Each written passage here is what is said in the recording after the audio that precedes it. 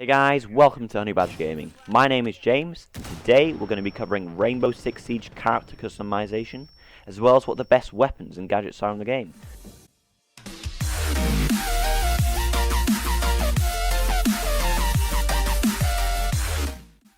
The most important step of customizing your character in Rainbow Six Siege is to choose the right operator for you.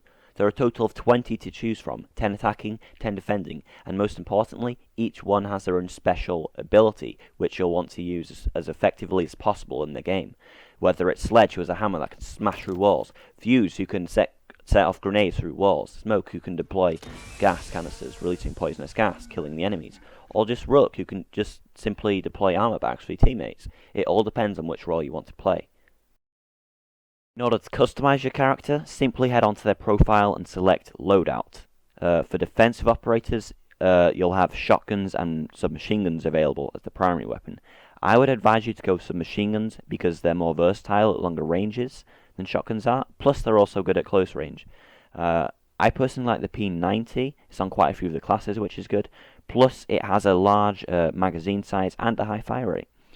In terms of the secondary weapon, doesn't really matter. However, pistols with a larger magazine size are good, because generally you only get your pistol out when you need to finish someone off that's gone down, when your clips run out on your main gun. However, there is one fully automatic secondary weapon called the SMG-11. It's pretty much just a submachine gun with 16 bullets in, so I'd go for that any day, but it is only available on one or two loadouts. Now, in terms of the gadget, you can either have the deployable shield, the barbed wire, or the nitro cell, depending on which operator they're using. The deployable shield is probably my favourite out of these. You can use it as a decoy, so people think you're hiding behind it, whereas you can just be in the other corner and shoot them as they come through. Or of course you can just stand behind it and use it as cover, which is also really effective.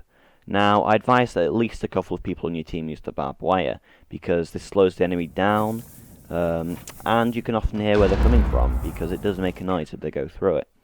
Also, if you're playing as the operator Bandit, you can set shocks on the wire, which deals damage to the enemies. Now, the nitro cell is only available to a couple of defensive operators, and it can be really good. It's just not very easy to use because you have to detonate it manually, and they can often just shoot you before you can blow it up. But if you get good with this thing, hell, you can really piss off some attackers. When playing as an attacking operator, you'll mainly have shotguns, assault rifles, and riot shields available to you. I'd recommend that most of your team goes with assault rifles because they're the most versatile at all ranges and they're just the most powerful guns in my opinion. However, it's a good idea to have one or two people on your team using riot shields because they can, take a lot of the fire and give you guys cover whilst you do the objective, whilst you storm a room. They can be really handy. Also, you can get light machine guns as attackers, but only on a couple of the classes. You can have someone on your team using this. They're mainly spray and pray weapons, but they're not very accurate and will generally lose in gunfights to assault rifles. With the pistol, it's really your own personal preference. If you're more accurate, then go with the ones with small magazine sizes because these ones have more damage. But if you're really a kind of spray and pray person, or if you're using a riot shield with just hip fire, go with the ones with larger magazines. Or again, you can use the SMG-11 on a couple of classes, so I'd recommend to use that whenever you can. As for the gadgets, there's the breach charge, the smoke grenade, the flashbang, and the frag grenade.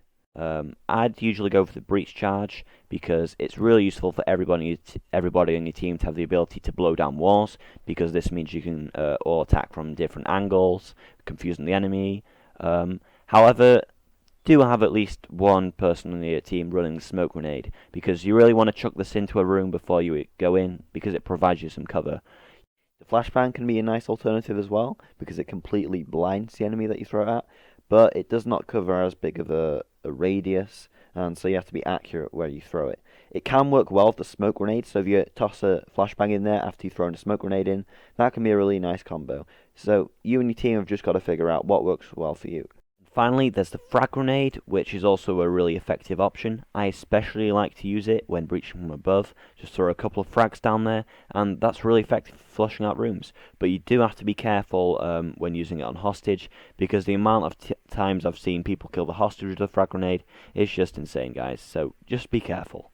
You can also change the attachments of a weapon simply by clicking on that weapon on a specific class, and there you can change the reticle, the barrel, and you can even add a laser sight on or camo.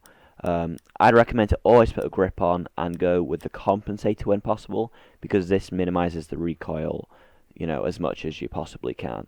As for the rest of it, it's up to you. And that's pretty much it for this video. Thanks a lot for watching, guys. Really appreciate it. Drop a like and leave a comment if you enjoyed the video, and we'll see you next time.